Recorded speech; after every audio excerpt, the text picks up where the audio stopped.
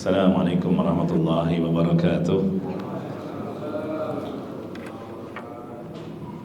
Innal hamdalillah nahmaduhu wa nasta'inuhu wa nastaghfiruh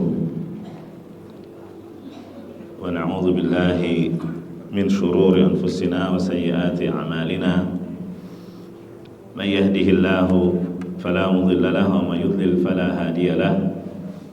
Asyhadu an la ilaha illallah wahdahu la syarika lahu wa asyhadu anna Muhammadan abduhu wa rasuluh sallallahu alaihi wa ala alihi wa sahbihi wa sallama tasliman katsira. Amma ba'du. Jamaah salat subuh rahimakumullah. Di antara konsekuensi dari rukun iman yang kelima, yaitu beriman kepada hari akhir, konsekuensinya adalah mengimani berbagai peristiwa yang akan terjadi setelah kematian kita. Di antaranya juga adalah di padang mahsyar. Ya. Kita mengimani akan adanya hari kebangkitan dan kita akan dikumpulkan di padang mahsyar. Dan buah dari keimanan terhadap yaumul akhir semacam ini sangat banyak buah darinya. Di antaranya apa? Akan memberikan pengaruh yang luar biasa kepada seorang hamba di dalam beramal saleh, di dalam melakukan ketaatan, dan juga di dalam meninggalkan kemaksiatan. Jadi jamaah rahimakumullah, orang yang sering mengingat kehidupan akhirat itu minimal akan dianugerahi 3 hal. Ya. Yang pertama, dia akan sering bertaubat kepada Allah Subhanahu wa taala.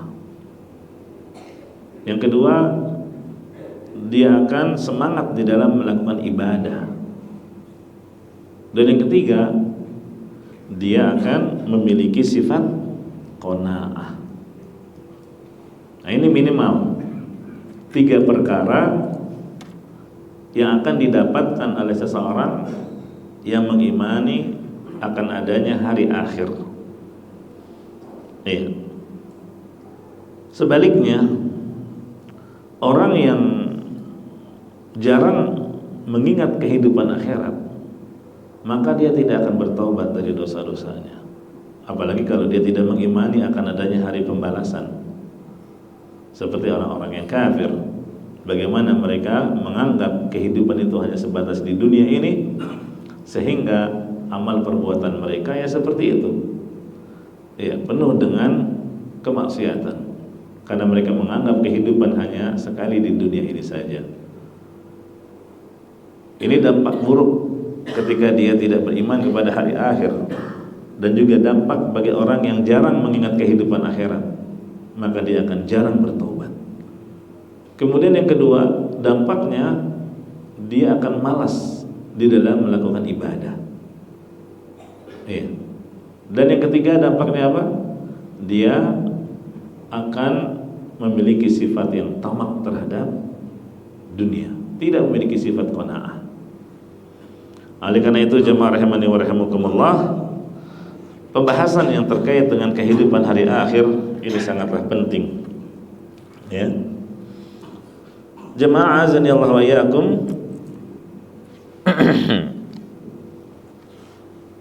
Tegaknya hari kiamat itu diantaranya adalah berkaitan dengan tiupan sangkakala. Tiupan sangkakala. Apa itu sangkakala? Semacam trompet yang terbuat dari tanduk yang sangat besar, yang ditugaskan kepada malaikat siapa? Israfil. Hanya saja para ulama berbeda pendapat berapa kali tiupan sangkakala itu. Ada yang berpendapat 2 kali tiupan, ada yang berpendapat 3 kali tiupan, ada yang berpendapat 4 kali tiupan. Tapi dari seluruh pendapat ini, yang terkuat adalah yang mengatakan 2 kali tiupan. Ya. Tiupan pertama disebut nafkhatus sa'iq dan yang kedua disebut nafkhatul ba'ats. Apa itu nafkhatus sa'iq? Tiupan yang mengakibatkan semua makhluk binasa. Iya. Sedangkan nafkhatul ba'ats tiupan yang dengannya semua makhluk yang sudah mati dihidupkan kembali. Nah, jadi ini menurut pendapat yang terkuat. Jadi tiupan sangkakala itu yang benarnya 2. Walaupun yang berpendapat 3 dan yang berpendapat 4 bukan berarti dia menentang Al-Quran, karena mereka menganggap ada perincian lebih detail dari 2 jenis tiupan ini. Ya. Ini pendapat mayoritas ulama, dan ini juga pendapat yang dipilih oleh Imam Al-Qurtubi. Dalilnya jelas di surat Az-Zumar ayat 68. Allah Subhanahu wa taala berfirman, "Wa nufikha fis sur fas'iqa man fis samawati wa man fil ardi illa man syaa Allah." Ditiuplah sangkakala yang pertama. Maka dengan tiupan sangkakala yang pertama ini matilah siapa saja yang ada di langit dan di bumi kecuali siapa yang dikehendaki oleh Allah. Jadi ada yang dikecualikan tidak mati. Ya. Ada yang mengatakan yang dikecualikan di sini adalah surga, neraka, arsy, kursi, lauhul mahfuz, al-qalam, al-arwah, dan juga termasuk ajbuz zanab, tulang ekor, termasuk juga para malaikat. Itu yang disebutkan di dalam hadis. Jadi tafsir dari ayat ini illa man syaa Allah itu siapa? Yang dikecualikan tidak mati itu siapa? Ya, disebutkan tadi. Tsumma nufikha fihi ukhra fa idza hum qiyamun yanzurun. Kemudian ditiuplah sangkakala yang kedua. Nah, dengan tiupan sangkakala yang kedua ini fa idza hum qiyamun yanzurun. Ya. Tiba-tiba mereka berdiri menunggu keputusannya masing-masing. Nah, ini dalil pendapat yang mengatakan hanya 2 tiupan, ya, di surat Az-Zumar ayat 68. Kemudian jemaah rahimakumullah, ayat ini didukung oleh hadis Nabi sallallahu alaihi wasallam, yaitu hadis dari sahabat Abu Hurairah radhiyallahu anhu yang diriwayatkan oleh Imam Al-Bukhari, "Baina nafkhataini arba'un." Jeda antara 2 tiupan ini ada masa selama 40. Ya Abu Hurairah, arba'una yauman. Apa yang dimaksud 40? Apakah 40 hari? Abait, aku enggan menjawab. Iya. Apakah 40 pekan? Aku enggan menjawab. Apakah 40 bulan? Aku enggan menjawab. Artinya angka 40 di sini tidak dipastikan. Apakah antara tiupan pertama dengan tiupan kedua jedanya 40 tahun, 40 bulan, 40 pekan atau 40 hari? Wallahu a'lam. Yang jelas ada jeda waktu di antara 2 tiupan tersebut. Gitu ya. Nah, jemaah rahimani wa rahimakumullah. Selanjutnya, bagaimanakah dibangkitkannya jasad? Kalau kita mengimani adanya nafkhatul ba'ats, yaitu tiupan yang dengannya manusia dibangkitkan. Nah, sekarang bagaimana dibangkitkannya jasad? Iya, ada proses, ya, sebagaimana disebutkan dalam hadis Nabi SAW. Yang pertama, tadi disebutkan ada yang tidak ikut hancur, tidak mati, tidak binasa dengan tiupan sangkakala yang pertama. Apa tadi diantaranya? Dari manusia itu ajbuz zanab, tulang ekor. Tulang ekor. Ini disebutkan dalam hadis riwayat Bukhari Muslim. Kata Nabi SAW, "Walaysa minal insani syai'un illa yabla." Tidak ada tersisa seorang pun kecuali dia akan binasa. Illa azman wahida, kecuali satu tulang. Satu tulang, wa huwa ajbuz zanab, yaitu tulang ekor. minhu yurakabul khalqu yaumal qiyamah, dari tulang ekor itulah nanti manusia akan dibangkitkan kembali pada hari kiamat. Ini yang pertama. Jadi ada cikal bakal manusia itu, ya. Apa tadi? Tulang ekornya yang tidak akan bisa hancur. Kemudian yang kedua, tadi dijelaskan antara tiupan pertama dengan tiupan kedua ada jeda selama 40. Wallahu a'lam 40 apa? Ya, Nabi tidak jelaskan apakah 40 tahun, 40 bulan, 40 pekan, 40 hari, wallahu a'lam. Ya. Yang jelas ketika terjadi tiupan yang pertama, semuanya ketakutan dan kaget sehingga mengakibatkan kematian. Karena memang hari kiamat itu datangnya secara tiba-tiba. La ta'tikum illa baghtah. Disebutkan di surat Al-A'raf ayat 187. Kiamat itu tidak akan datang kepada kalian melainkan dengan tiba-tiba, sehingga manusia di hari itu tetap beraktivitas seperti biasanya, ya. Kemudian yang ketiga, di antara jeda dua tiupan tersebut, antara tiupan pertama dengan tiupan kedua, Allah Subhanahu wa taala menurunkan air. Ya, menurunkan air hujan. Wallahu a'lam airnya apa.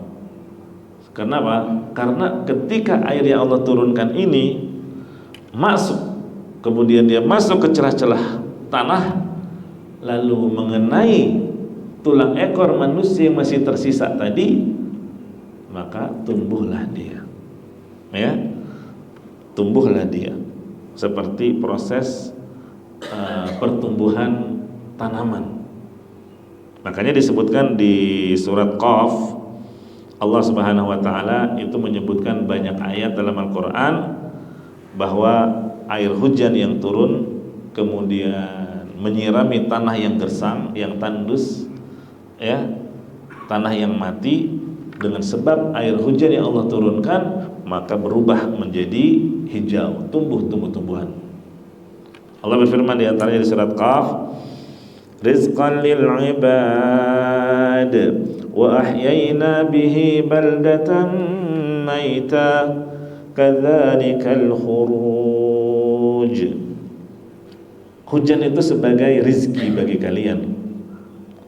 Yang kami hidupkan dengan air itu tanah yang kering. Kadzalikal khuruj, seperti itulah nanti terjadinya kebangkitan. Gitu ya. Seperti itulah maksudnya Allah akan turunkan air, kemudian air itu masuk ke dalam bumi, celah-celah tanah, mengenai biji-bijian, lalu tumbuhlah tanaman. Kadzalika tukhrajun, seperti itulah nanti kalian dibangkitkan, kata Allah. Begitu juga di surat Ar-Rum, ya, Ar-Rum ayat 19. Ya, jadi prosesnya sama. Apa itu? Air yang turun dari langit ke bumi, lalu mengenai tulang ekor manusia yang masih tersisa tadi, kemudian muncullah manusia, bangkitlah dia dari kuburnya. Kemudian yang keempat, jamaah rahimani wa rahimakumullah, setelah tiupan sangkakala yang kedua, bangkitlah seluruh manusia. Ruh barulah dikembalikan ke jasad, ya, jasad yang sudah Allah Subhanahu wa taala susun kembali dan sudah ada modifikasi, baru Allah kembalikan ruh ke dalam jasadnya. Nah, inilah yang disebut dengan proses al-i'adah. Namanya al-i'adah, yaitu pengembalian. Jadi jasad yang dulu pernah ada di dunia ini, kemudian setelah dikubur ada yang hancur lumat dengan tanah, dikembalikan lagi oleh Allah Subhanahu wa taala. Hanya saja ada modifikasi, ya. Hasilnya juga berbeda. Hasilnya berbeda, tidak seperti ketika dia di dunia. Mana dalilnya? Dalilnya surat Al-Waqiah ayat 62. Allah Subhanahu wa taala berfirman, "Wa laqad 'alimtumun nash'atal ula falawla tadhakkarun." Sungguh kalian sudah mengetahui bagaimana proses penciptaan kalian di dunia ini. Ini disebut nash'atal ula. penciptaan pertama kita di dunia. Kalian sudah tahu menurut kedokteran, penjelasan dalam Al-Quran jelas, hadis juga jelas. Falaula tadzakkarun, tidakkah kalian ambil pelajaran itu untuk proses penciptaan yang kedua nantinya? Gitu ya. Artinya apa jemaah?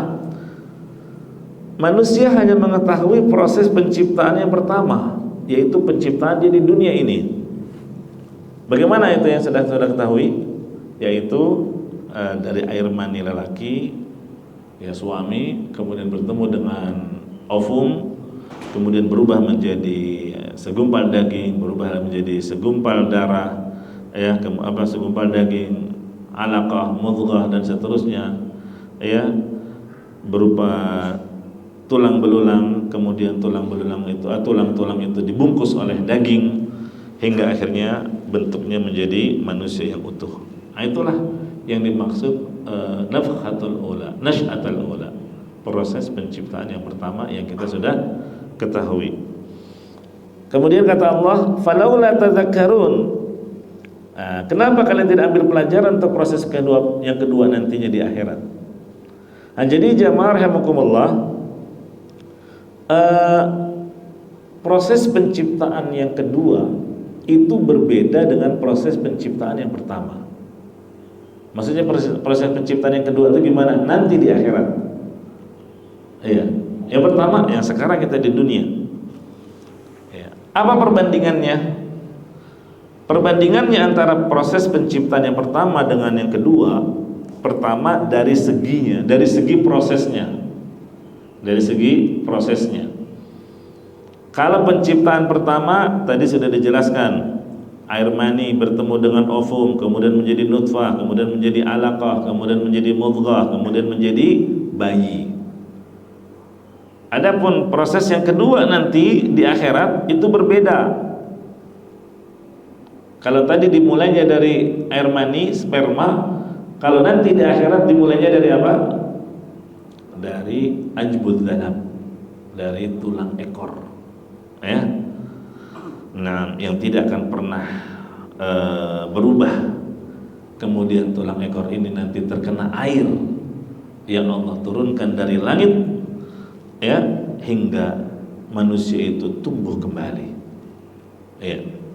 Ini perbedaan dari segi prosesnya. Adapun perbedaan dari segi hasilnya, kalau penciptaan pertama yang sekarang ini di dunia, kita diciptakan untuk sementara, kita diciptakan untuk sirna dan tidak sempurna. Tidak sempurna, apalagi seiring bertambahnya usia, mulai mengalami pengurangan-pengurangan, penurunan-penurunan, ya, fungsi-fungsi mata mulai berkurang ketajamannya, bahkan semakin bertambahnya usia harus dibantu dengan kacamata. Pendengaran juga semakin berkurang, sampai ada yang harus dengan bantu alat, ya, pakai apa? Alat bantu dengar. Ya. Kulit mulai keriput, tulang-tulang persendian sudah mulai bermasalah. Nah, itulah hasil proses penciptaan di dunia. Iya, penuh kekurangan. Beda dengan nanti penciptaan yang kedua di akhirat. Diciptakan untuk apa? Kekal, abadi, tidak ada lagi kematian, ya. Dan hasilnya pun sempurna luar biasa. Ya. Buktinya apa? Buktinya nanti di padang mahsyar itu kan jarak matahari sangat dekat dengan kita, hanya 1 mil jaraknya. Tapi ternyata manusia tidak binasa. Ini kan menunjukkan apa? Manusia memiliki tubuh yang kuat di saat itu. Ya, matahari mendekat cuma 1 mil. Coba bayangkan kalau sekarang matahari mendekat, binasa kehidupan di dunia ini, meleleh kita. Ya, lawang jaraknya yang sangat jauh saja di siang hari bolong, ya, itu terasa panasnya. Apalagi kalau di Saudi Arabia, ya, mungkin yang pernah ke sana atau umrah atau haji bisa merasakan bagaimana panasnya terik matahari. Padahal itu jaraknya sangat jauh, ya, ribuan kilometer. Ya. Ini menunjukkan apa? Manusia pada hari itu memiliki tubuh yang kuat. Kemudian penghuni neraka dipanggang, dipotong, disiksa dengan segala macam bentuk siksaan, itu tidak ada yang mengakibatkan kematian. Jadi orang-orang kafir berpikir, kalau saya pun disiksa, ujung-ujungnya mati. Nanti kalau udah mati ya nggak ngerasakan sakit lagi. Dia mengira siksaan di akhirat seperti orang disiksa di dunia. Iya. Padahal tidak ada yang mengakibatkan kematian. Seberat apapun, sekeras apapun bentuk siksaannya, nggak mengakibatkan kematian. Ini menunjukkan kuatnya fisik dia. Tapi bukan berarti dia nggak merasakan sakitnya ya. Nah, dia sakit. Itu penghuni neraka. Begitu juga penghuni surga. Allah Subhanahu wa taala modifikasi bentuk tubuhnya sehingga tingginya seperti postur tingginya Nabi Adam alaihi salam. Jadi nggak ada yang pendek, nggak ada yang kuntet, nggak ada. Semuanya tinggi. Ada yang mengatakan sekitar 35 meter tingginya Nabi Adam alaihi salam. Ketampanannya pun ada yang mengatakan seperti ketampanannya Nabi Yusuf, itu yang minimalnya. Ya. Karena ketampanan Nabi Yusuf itu separuh dari ketampanan penghuni surga. Masya Allah. Jadi nggak ada yang jelek. Yang perempuan pun demikian. Ya. Makanya ketika ada nenek-nenek datang ke Nabi SAW terus bertanya, apakah aku bisa masuk surga? Apa kata Nabi? Nggak ada nenek-nenek di surga. Kan gitu. Akhirnya dia salah paham, dia nangis, ya, dia merasa dia nggak bisa masuk surga. Terus Nabi kasih tahu yang dimaksud kalau dia masuk surga penampilannya nggak lagi tua seperti itu, akan kembali menjadi muda, sebaya semuanya, sekitaran umur 33 tahunan lah, ya. Nah ini jemaah rahimani wa rahimakumullah, kalau kita bandingkan antara penciptaan yang pertama yaitu di dunia dengan penciptaan yang kedua, maka dari sisi prosesnya berbeda dan juga dari sisi hasilnya pun keduanya berbeda. Yang jelas jamaah rahimakumullah, proses kebangkitan kedua ini dari tulang ekor, ya, bagian tubuh yang tidak berubah. Adapun bagaimana prosesnya wallahu alam, apakah dari seluruh bagian tubuh yang sudah berubah atau dari sebagiannya, ini semuanya adalah urusan Allah. Allah Maha mampu untuk mengembalikan jasad manusia. Ya, sampai ada hadis menyebutkan ada orang berwasiat kepada anaknya, kalau ayah mati, bakar jasad ayah, kemudian ditumbuk sampai halus, separuhnya bawa ke lautan, taburkan, separuhnya lagi bawa ke pegunungan, taburkan beriringan dengan hembusan angin.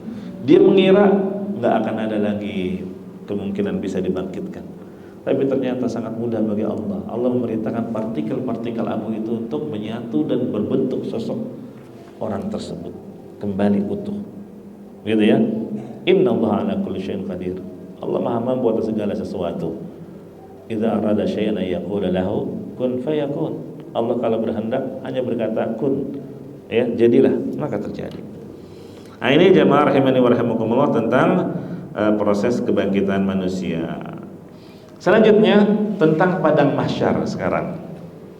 Nih, pertanyaannya, bumi yang akan digunakan sebagai padang mahsyar itu apakah bumi yang baru yang Allah ciptakan nantinya, ataukah bumi yang sekarang kita tempati? Karena ada ayat di surat Ibrahim ayat 48, Allah Subhanahu wa taala berfirman, "Yauma tubaddalul ardu ghairal ardi was samawat wa barazu lillahil wahidil qahhar." Pada hari ketika bumi diganti dengan bumi yang lain. Nah, di sini kan disebut yauma tubaddalul ardu ghairal ardi. Ketika bumi diganti dengan bumi yang lain. Loh, berarti nanti bumi akan dijadikan padang mahsyar bukan bumi yang sekarang. Karena Allah mengatakan ghairal ardi, bukan bumi yang sekarang, tapi bumi yang lain. Ya, muncul pendapat seperti itu sehingga terjadi khilaf, perbedaan pendapat di kalangan ulama. Tapi yang terkuat di antara pendapat-pendapat itu, wallahu alam, yang dimaksud adalah bumi yang sekarang kita tempati ini. Ya, yang akan dijadikan padang mahsyar, bumi yang sekarang ada, bukan bumi yang baru Allah ciptakan nantinya. Ya. Nah, kenapa kita menguatkan pendapat ini? Dalilnya,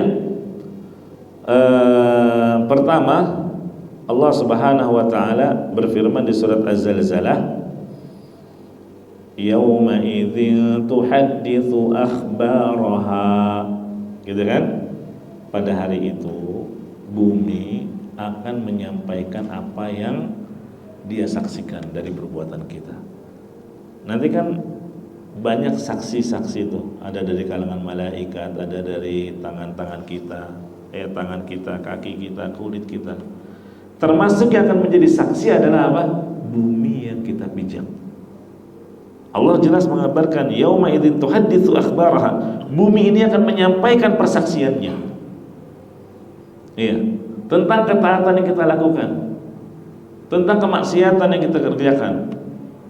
Makanya kalau kita berbuat ketaatan, misalnya silaturahmi atau nengokin orang tua, walaupun anak-anak yang lain, saudara-saudara kita nggak ada yang tahu, ya sudah cukup. Bumi yang kita pijak itu akan menjadi saksi nanti. Iya. Ini di surat Az-Zalzalah. Iya.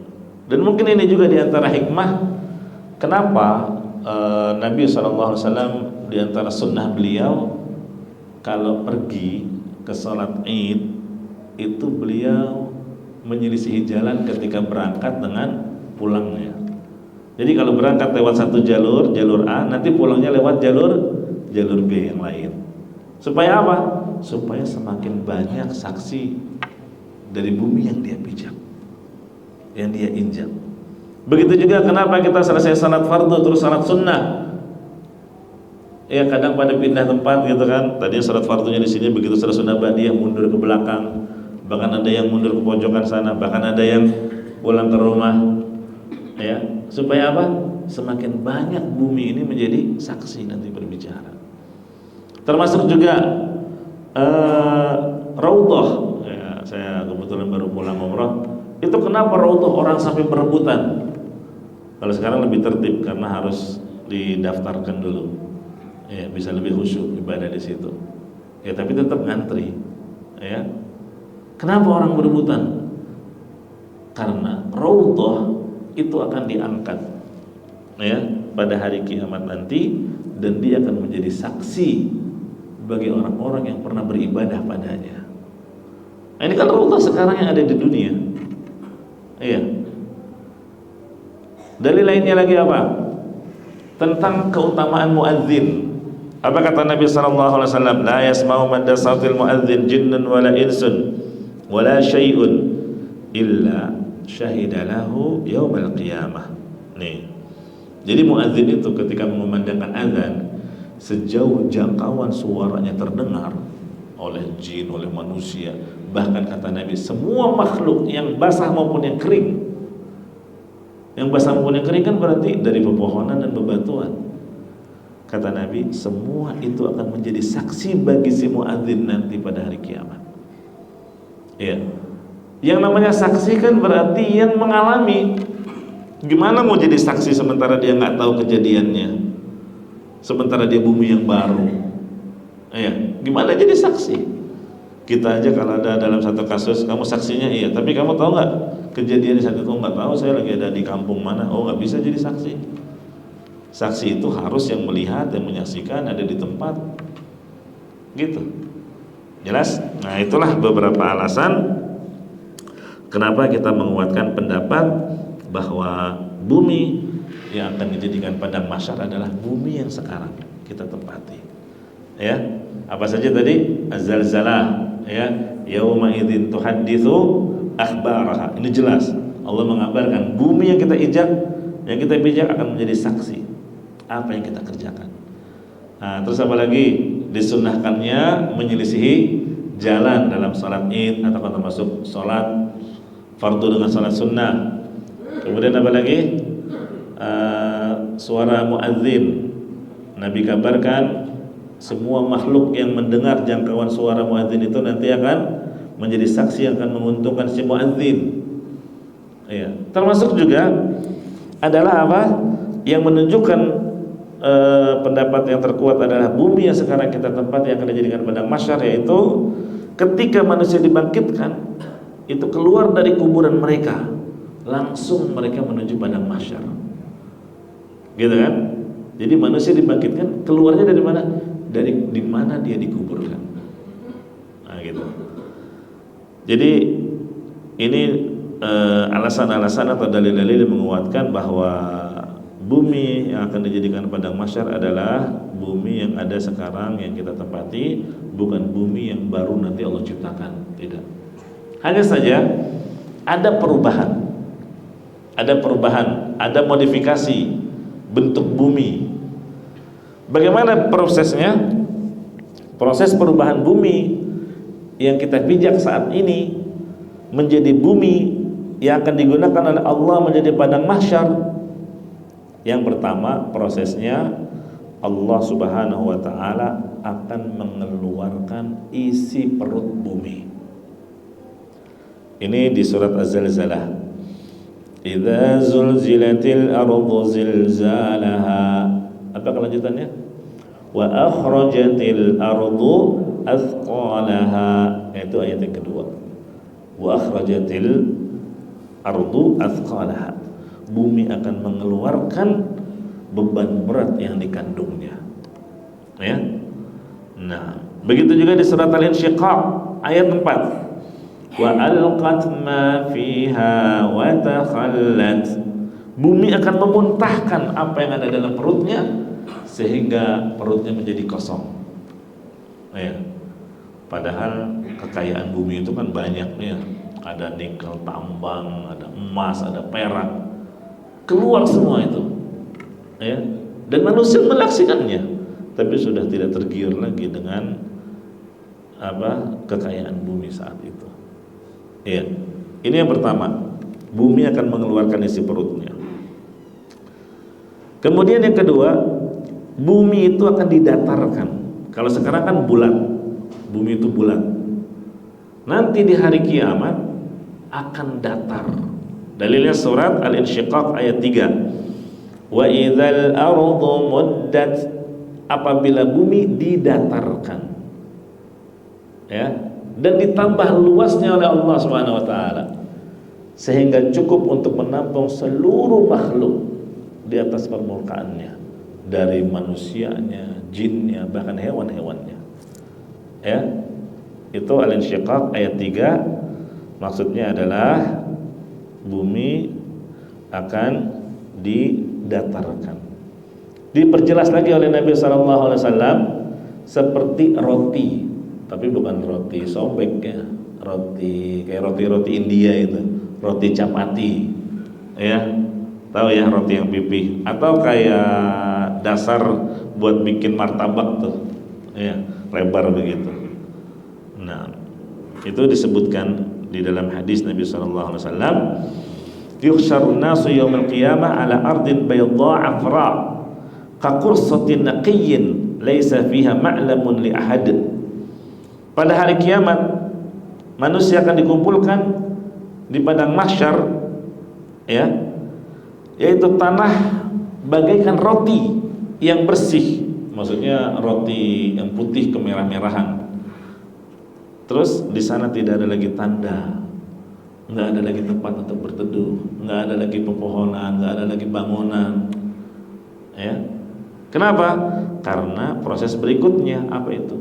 Gunung-gunung dihancurkan oleh Allah Subhanahu Wa Taala. Ya, gunung-gunung dihancurkan oleh Allah. Dalilnya surat Thaha ayat 105 sampai 107. Wa yas'alunaka 'anil jibal. Mereka bertanya kepada Muhammad tentang gunung. Itu gimana nanti itu gunung-gunung yang sangat besar? Kan banyak di Indonesia aja ada berapa banyak gunung. Faqul yansifuha rabbi nasfa. Katakanlah kepada mereka, nanti pada hari kiamat Tuhanku akan menghancurkannya sehancur-hancurnya. Fayadharuha qa'an safsafa. Maka dia akan menjadikan bekas gunung-gunung itu rata sama sekali. La tara fiha 'iwajan wala amta. Sehingga kamu tidak akan melihat lagi ada tempat yang rendah dan tinggi. Jadi kalau sekarang kan ada dataran tinggi, ada tanjakan, ada turunan, ada lembah. Nanti setelah gunung-gunung itu dihancurkan, enggak ada lagi yang namanya tanjakan dan turunan, semua rata. Iya, la takhfa minkum khafiyah. Kalian enggak bisa ngumpet. Enggak ada tempat kalian untuk bisa sembunyi. Nah, itu jemaah rahimani wa rahimakumullah tentang sifat padang mahsyar. Jadi padang mahsyar itu adalah bumi yang sekarang kita tempati, bukan bumi yang baru Allah ciptakan nantinya. Tidak. Adapun prosesnya gimana? Ada beberapa tahapan dalam proses terjadinya al-hasyr, kebangkitan. Yang pertama, Nabi Muhammad SAW adalah yang pertama kali dibangkitkan. Ya, disebutkan dalam hadis riwayat Muslim, "Ana sayyidu waladi Adam yaumal qiyamah." Aku adalah pimpinan atau pemimpin anak Adam pada hari kiamat. Wa awwalu man yanshaqqu anhul qabru. Dan aku adalah orang yang paling pertama kali keluar dari kuburan. Nah, jadi Nabi Muhammad adalah orang yang pertama kali keluar dari kuburan. Iya. Kemudian yang kedua, manusia dikumpulkan dalam kondisi tidak berpakaian, kembali belum dikhitan, tidak beralas kaki, dan tidak ada yang dibawa. Kali ini mungkin kita semua paham ya, seperti kondisi ketika kita lahir. Gimana kondisi kita lahir? Nggak pakai pakaian, belum dikhitan, nggak beralas kaki, nggak bawa apa-apa dari harta kekayaan. Begitulah nanti akan dikembalikan. Ini seperti yang Allah sebutkan di surat Al-Anbiya ayat 104. Kama bada'na awwala khalqin nu'iduh wa'dan 'alaina inna kunna fa'ilin. Sebagaimana kami telah memulai penciptaan pertama, yaitu ketika kalian lahir ke dunia. Bagaimana? Ya tadi, lahir dalam keadaan tidak berpakaian, tidak dikhitan, tidak beralas kaki. Nu'iduhu, dalam ayat ini kata Allah, kami akan kembalikan nanti kalian seperti itu. Di mana? Di padang mahsyar. Iya. Masya Allah. Sampai Aisyah keheranan ketika mendengar hal ini. Dia berpikir, ya Rasulullah, masa iya laki perempuan dikumpulkan dalam keadaan demikian? Apa enggak malu mereka saling melihat auratnya?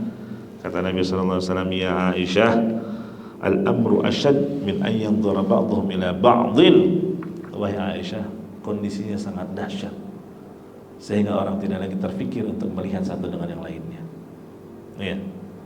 Jangankan di akhirat, di dunia saja kadang kita dapati ada kejadian-kejadian dahsyat musibah menimpa seseorang. Seperti saya pernah mendapati seorang ayah itu bawa anaknya dalam kondisi cuma pakai kolor. Dibawa ke UGD. Begitu sudah ditangani pihak dokter, dia lagi nangis, merenung. Terus saya deketin, kenapa? Kok nggak pakai baju, nggak pakai apa, kolor doang? Kaget ya, astagfirullah. Iya, saya ada musibah kebakaran. Saya panik. Saya terpikir hanya ingin menyelamatkan anak saya. Alhamdulillah sekarang sedang ditangani. Ya Allah, saya malu ini. Mau nyari apa ini, kemana ini? Itu di dunia. Baru musibah kebakaran mengakibatkan dia apa? Enggak lagi berpikir untuk mencari pakaian untuk menutup auratnya.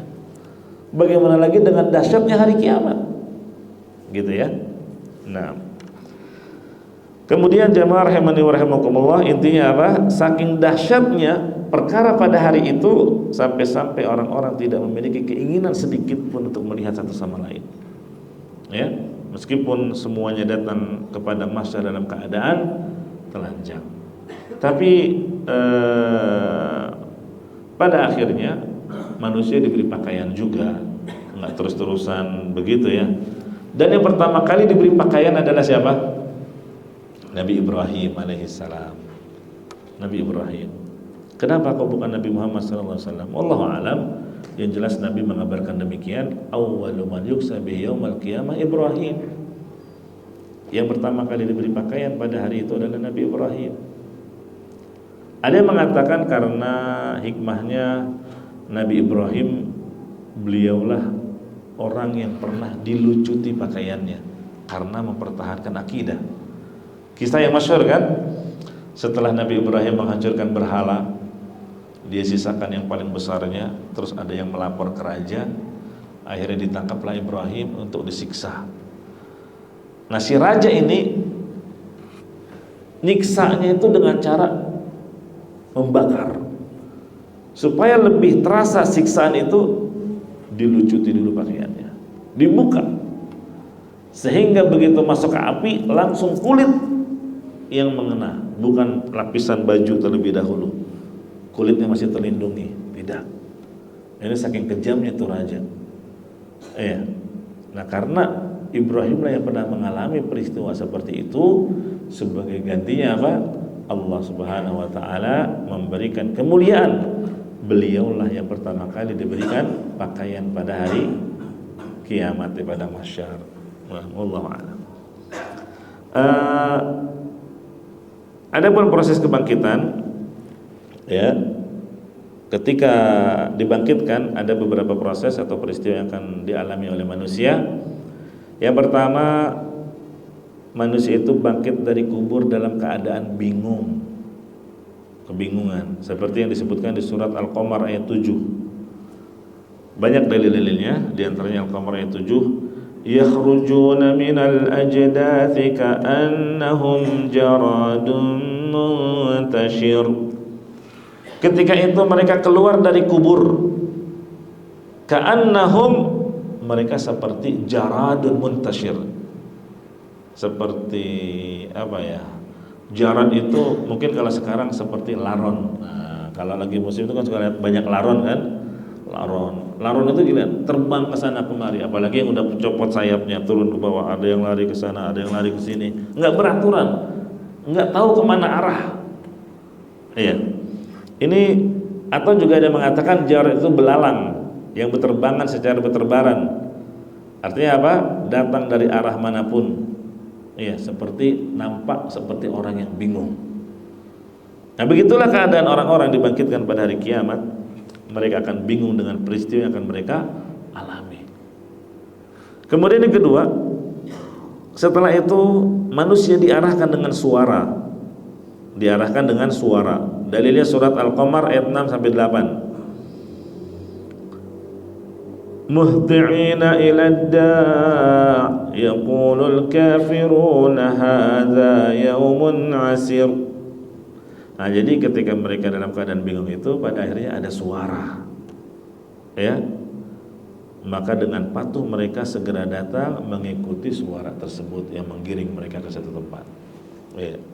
Ini mungkin kalau jamaah pernah umroh atau haji di musim-musim padat seperti sekarang ini, itu kan kita lihat lautan manusia ya di halaman masjid itu, ya, apalagi pas mau ke masjid atau setelah bubaran, wah itu dari atas ada yang ke sana, ada yang kemari, ya, terus ada siapa? Ada askar pakai speaker pengeras suara yang mengarahkan untuk ya haji gitu kan, diarahkan. Itu masya Allah sedikit menggambarkan, ya, ada suara, orang tinggal ngikuti arahnya aja.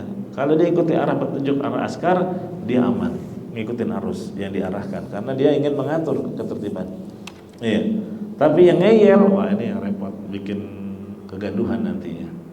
Tapi di padang mahsyar enggak ada yang ngeyel, semuanya mengikuti arah suara itu. Seperti yang disebutkan di surat Al-Qamar. Gitu ya.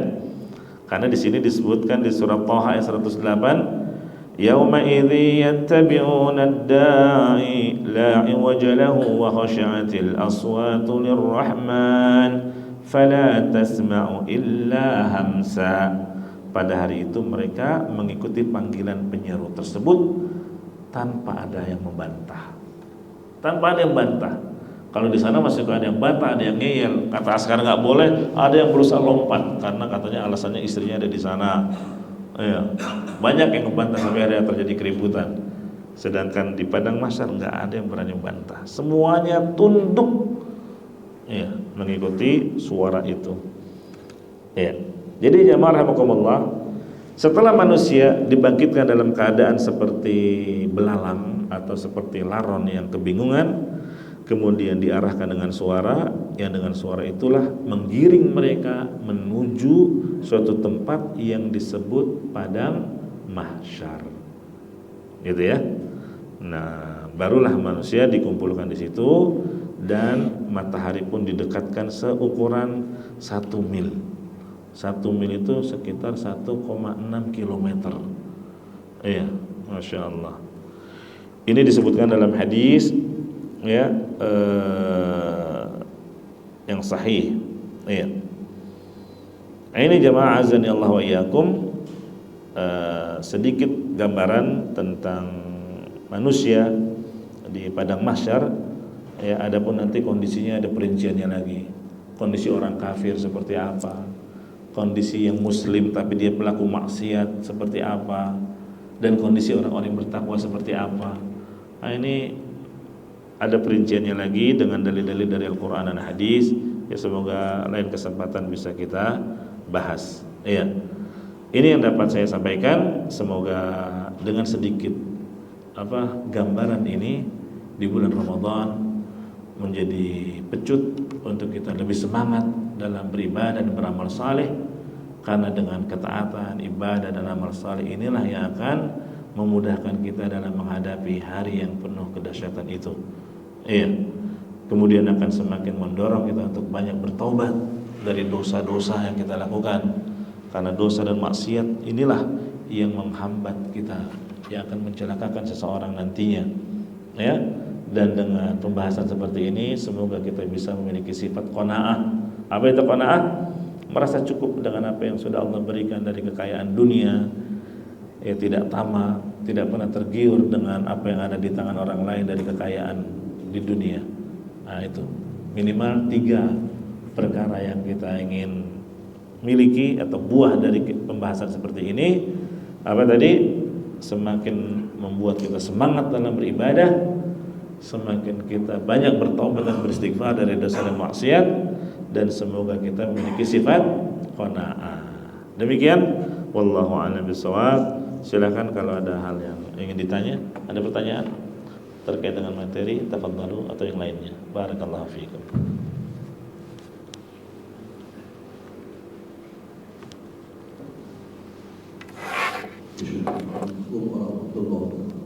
Waalaikumsalam warahmatullahi wabarakatuh. Begini Ustaz, tadi Ustaz mengatakan proses penciptaan manusia ini lalu hubungan suami istri memasukkan sperma laki-laki ke sperma perempuan, terjadilah manusia itu. Yang saya akan tanyakan begini dong, apakah sah kawin suntik itu melalui apa itu menyuntikkan sperma laki-laki ke dalam rahim perempuan? Sekarang disebut bayi tabung apa? Belum nama Islam sah atau tidak? Terima kasih. Masyaallah. Ya, barakallahu fiik.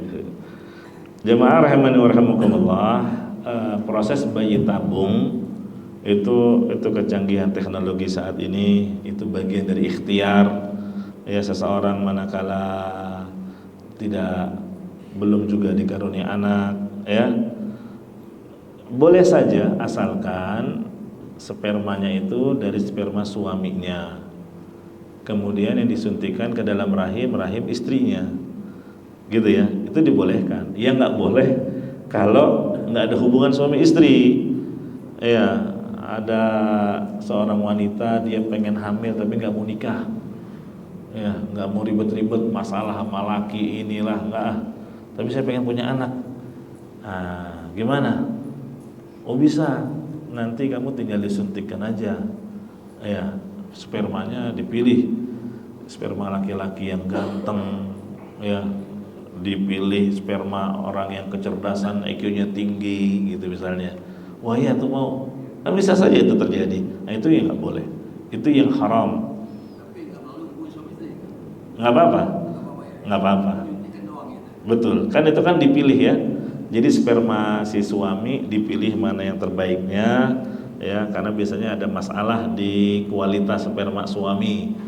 Ya, dari sekian ratus ribu atau ribuan itu, ya, yang berkualitas baik hanya sedikit, makanya dipilih, ya, barulah yang sudah terpilih ini yang dimasukkan ke dalam rahim istrinya. Itu tidak mengapa, ya, barakallahu fiik. Jadi nggak harus melalui proses hubungan jima, ya, jelas, barakallahu fiik. Ya, silakan. Assalamualaikum warahmatullahi wabarakatuh. Waalaikumsalam warahmatullahi wabarakatuh. Nanti di padang mahsyar itu kan lama sekali ya Ustaz. Pertanyaan saya, apa yang dilakukan oleh para manusia itu di sana? Bagaimana makan dan minumnya itu gimana?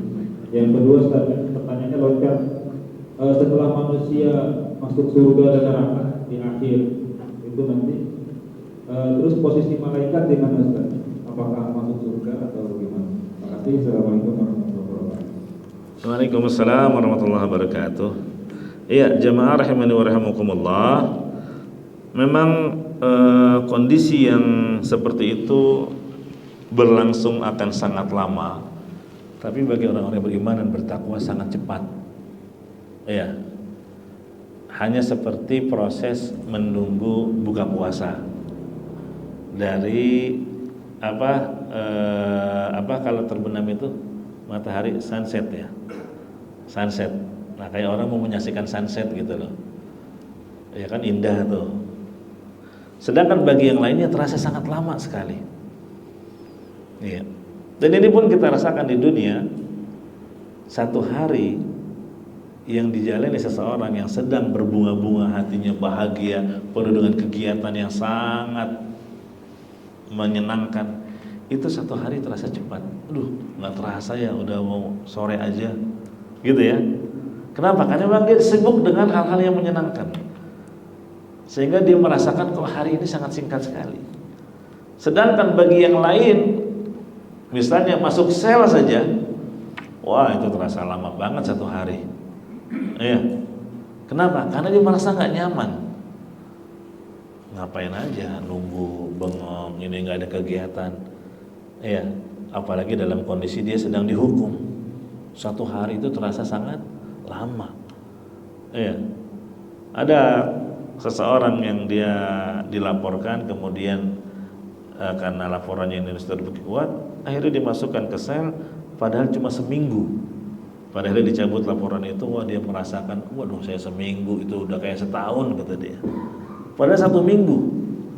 Iya. Ini menunjukkan apa? Di dunia ada orang yang durasi waktu dijalani sama, tapi yang dia rasakan apa?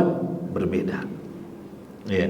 Makanya bagi orang-orang yang beriman, proses di padang mahsyar itu terasa sangat cepat, singkat.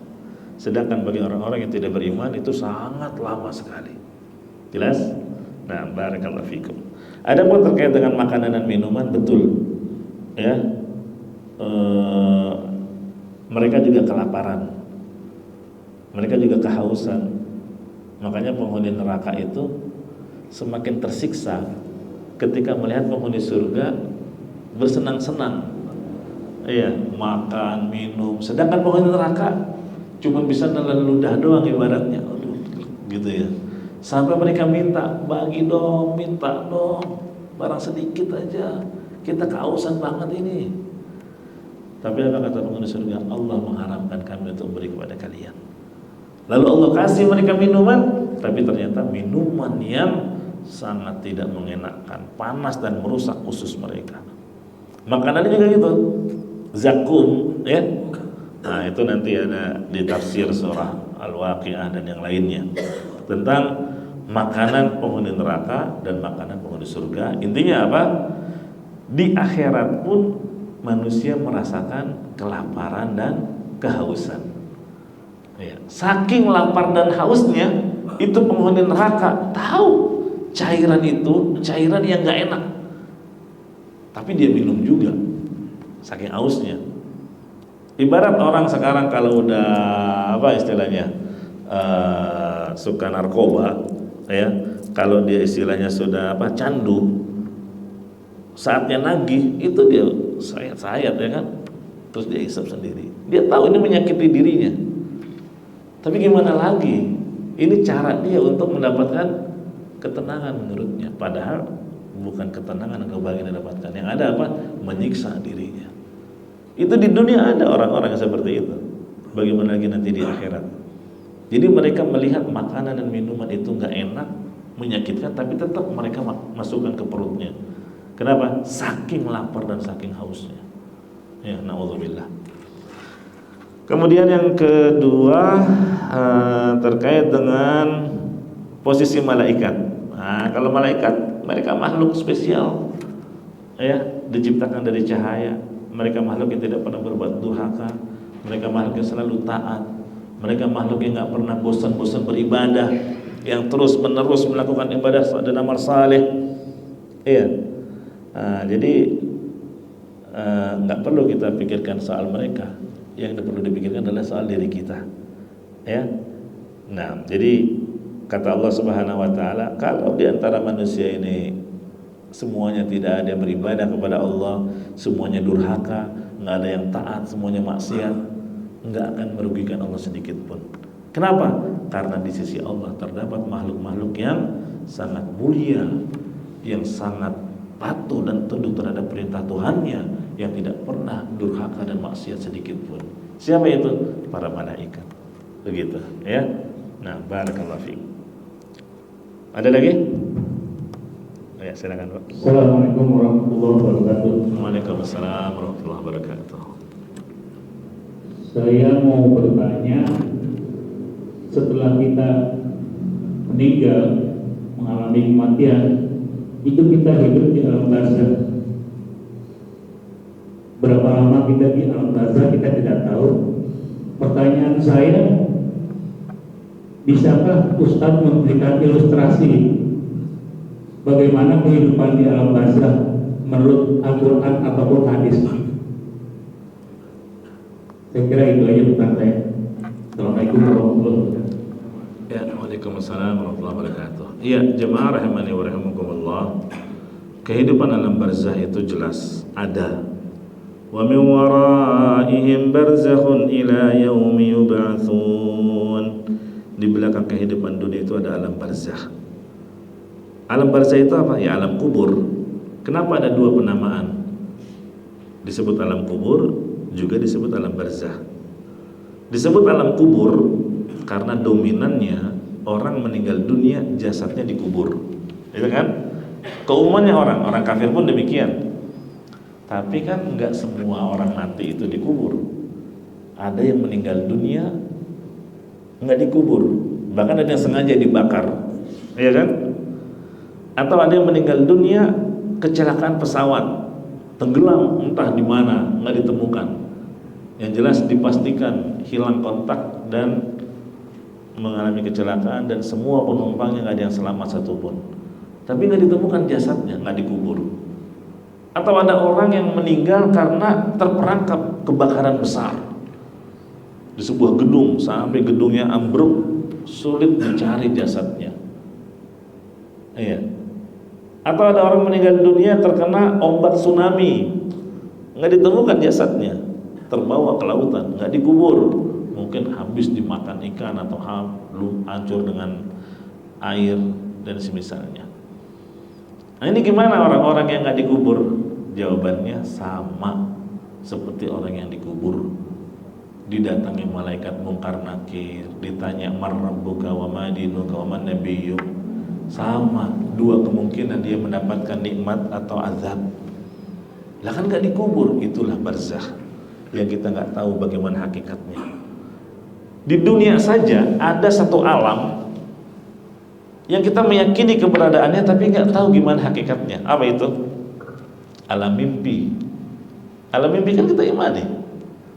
Kata alami itu, lagi tidur tiba-tiba terasa, waduh, sedang berada di taman yang indah, penuh kesenangan, penuh kenikmatan. Dibangunin, aduh, kamu bangunin saya lagi enak-enak. Emang kenapa enak apa? Wah, saya entah tahu ada di mana itu. ternyata cuma mimpi. Nah, berarti kan ada alamnya itu. Sebaliknya, kalau mimpinya mimpi buruk, ya, malah senang dia dibangunin. Alhamdulillah kamu ngebangunin saya. Kalau nggak dibangunin mungkin saya tadi udah masuk. Ya, begitu. Artinya apa? Di dunia saja ada satu alam yang kita imani akan adanya, tapi nggak tahu gimana hakikatnya. Bagaimana lagi dengan alam barzah? Yang jelas ada alam kubur, ada alam barzah. Ya, dua kemungkinan kita mendapatkan nikmat ataukah mendapatkan azab. Ya. Nah, ini sebagai jawaban juga bagi orang yang mengatakan surga dan neraka itu belum ada. Ini salah. Ya. Alasannya apa kata mereka? Kok surga dan neraka belum ada? Ya kalau surga dan neraka udah ada, sia-sia dong, karena belum berpenghuni. Orang belum ada kiamat, belum ada hisab. Ya. Jadi ya belum ada lah. Nanti Allah ciptakan setelah terjadinya kiamat. Nah, ini pendapat yang keliru. Surga dan neraka sudah ada, banyak dalilnya. Adapun alasan nggak ada manfaatnya dan sia-sia, nggak mungkin Allah melakukan perbuatan yang sia-sia, itu alasan yang nggak bisa diterima. Siapa bilang surga dan neraka sia-sia? Orang-orang yang mengalami kehidupan di alam kubur dan alam barzah sudah merasakan. Bagi orang-orang kafir, contohnya Fir'aun dan bala tentaranya, apa kata Allah? An-naru yu'raduna 'alaiha ghuduwan wa 'ashiyya. Neraka selalu ditampakkan kepada Fir'aun dan bala tentaranya pagi dan petang. Wa yawma taqumus sa'ah adkhilu ala fir'auna ashaddal 'adzab. Dan nanti setelah hari kiamat Allah perintahkan kepada malaikat masukkan Fir'aun dan bala tentaranya kepada azab yang lebih keras lagi. Makanya Fir'aun dan orang-orang kafir memohon-mohon, ya Allah jangan tegakkan kiamat. Kenapa? Karena mereka tahu azabnya akan lebih keras lagi. Ini di kuburannya udah kayak gini nih siksaannya, gitu. Ya. Nah sebaliknya orang yang beriman itu akan merasakan kenikmatan di alam kuburnya, kenikmatan surga. Kenikmatan surga. Hanya yang menikmati baru ruhnya saja, jasadnya belum. Ya. Contohnya disebutkan dalam hadis bahwa rohnya orang-orang yang beriman itu terbang ke sana kemari mengelilingi surga. Kalau orang yang mati syahid ada spesial, Allah pinjemi jasad sementara. Berupa apa? Ditembolok burung warna hijau. Iya, kemudian dia terbang di pelita-pelita surga. Iya. Nah, ini jemaah rahimakumullah, baru ruhnya. Sedangkan yang mati syahid dipinjemi jasad sementara. Kenapa?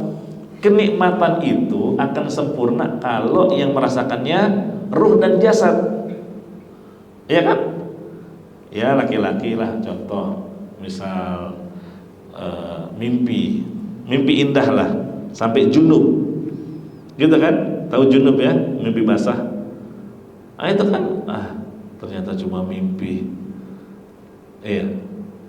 Tapi dia merasakan kenikmatan, tapi nggak sempurna ketika dia melakukan dengan fisiknya, dengan tubuhnya. Mungkin karena dia rindu dengan istrinya, dia dinas luar kota atau luar negeri, terpisah jauh suami istri ini, masing-masing saling rindu, tapi apa-apa buat apa? Ya, kenikmatan bisa didapat kalau dengan ruh nggak sempurna. Begitu pulang, wah ketemu, itu ruh dan jasad yang menikmatinya sempurna.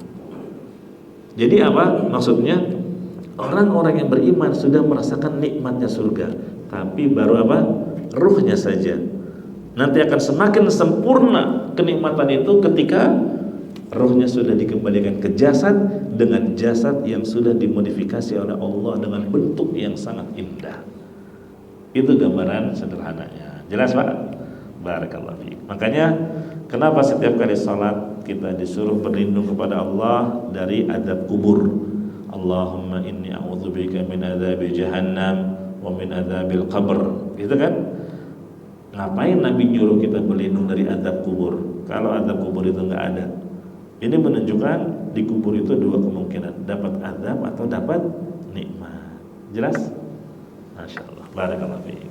Iya. Terakhir ya. Assalamualaikum warahmatullahi wabarakatuh. Waalaikumsalam. Ketika di alamat itu orang mukmin sama orang kafir sudah langsung masing-masing terpisah berkumpul di masing-masing kelompoknya, atau yang kedua tentang dajjal. Dajjal itu sebuah gambaran sifat dari manusia atau sosok seseorang yang dilahirkan oleh katakanlah pasangan suami istri. Karena kalau lihat kondisi sekarang ini dan terlalu banyak dajjal di lingkungan kita. Iya. Itu mohon dijelaskan.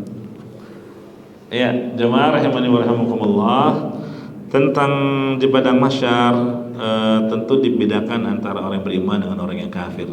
Itu dalilnya di surah Al-Furqan, ya, yang disebut dengan Zumara, berkelompok-kelompok. Ya. Nah, jadi seseorang akan dikelompokkan sesuai dengan yang setipe. Jadi pecandu khamar ya dikumpulkannya dengan pecandu khamar, ya. Pelaku judi ya dikumpulkannya dengan para pelaku judi. Ya, orang-orang kafir dengan orang-orang kafir, orang beriman dengan orang-orang yang beriman. Itu dikelompok-kelompokkan, Pak. Ya. Nah, nanti insyaallah akan ada pembahasannya lebih rinci pada pertemuan-pertemuan mendatang insyaallah. Adapun terkait dengan Dajjal, kalau secara bahasa Dajjal itu artinya pendusta. Ya, secara bahasa memang banyak sekarang para pendusta, Dajjal kecil, apalagi yang paling besar kedustaannya mengaku nabi. Ya kan? Itu Dajjal itu. Boleh kita bilang kalau ada orang dominannya ngomongnya bohong terus, dusta terus yang dia tebarkan, boleh kita bilang itu Dajjal itu orang. Nah, boleh, gak apa-apa. Tapi Dajjal secara bahasa, apakah kamu kafirkan dia? Oh enggak, Dajjal itu bukan kalimat kafir, ya. Kita bukan mengatakan kafir kamu. Kalau kafir itu nggak boleh. Kepada seorang muslim kita bilang kafir kamu itu nggak boleh. Tapi kalau kita kan Dajjal dia, maksudnya apa? Dia orang yang banyak berdusta, banyak bohongnya, dan banyak bukti kebohongannya. Boleh kita bilang Dajjal, tapi tidak sama dengan vonis dia kafir. Bedakan ya. Nah, sama seperti kita mengatakan dia orang yang fasik, dia orang yang munafik, itu boleh. Ya, asalkan kita punya bukti dan siap mempertanggungjawabkannya di hadapan Allah nanti akan vonis kita tadi. Jelas? Tapi kalau nggak punya bukti, hati-hati, tahan lisan, jangan sembarang memvonis orang, gitu ya. Tapi kalau dia punya bukti yang kuat, punya data-data yang valid, lantas dia ingin mewanti-wanti orang dari bahaya orang tersebut, boleh kita membeli dengan Dajjal tadi. Tapi hakikat Dajjal yang sesungguhnya itu merupakan tanda kiamat besar, itu sosok dari Bani Adam. Iya, betul-betul ada. Yang sifat-sifatnya disebutkan secara detail dan rinci oleh Rasulullah SAW. Ya, dan nanti akan keluar di akhir zaman, dan itu sudah menunjukkan tanda kiamat sudah sangat dekat. Itu termasuk tanda besar. Makanya turun Nabi Isa alaihissalam, di antara misinya apa? Untuk membunuh Dajjal, gitu ya. Itu kan misinya Nabi Isa, diturunkan membunuh Dajjal. Ini menunjukkan Dajjal memang ada dan sudah dilihat oleh para sahabat, dari sahabat Tamim Ad-Dari ketika dia berlayar, kemudian terombang-ambing ombak besar, terdampar di sebuah pulau. Begitu di pulau itu dia melihat sosok, dan itu adalah Dajjal. Dia ceritakan ke Nabi SAW dan Nabi membenarkan. Tapi kemudian dibuat lupa di mana pulau itu berada. Ya, ini kita imani. Ya, ini kita imani akan hakikat keberadaan Dajjal dan fitnahnya yang sangat dahsyat. Makanya kita juga disuruh berlindung kepada Allah dari fitnah Dajjal setiap kali salat. Allahumma inni a'udzubika min adzabi jahannam wa min adzabil qabr wa min fitnatil mahya wal mamat wa min syarri fitnatil masiihid dajjal. Ngapain kita suruh berlindung kepada Allah dari jeleknya, buruknya, bahayanya fitnahnya dajjal setiap kali salat. Ya, kalau ternyata hakikat dajjal nggak ada. Ya, sama seperti tadi, ngapain kita disuruh berlindung dari azab kubur kalau nggak ada hakikatnya?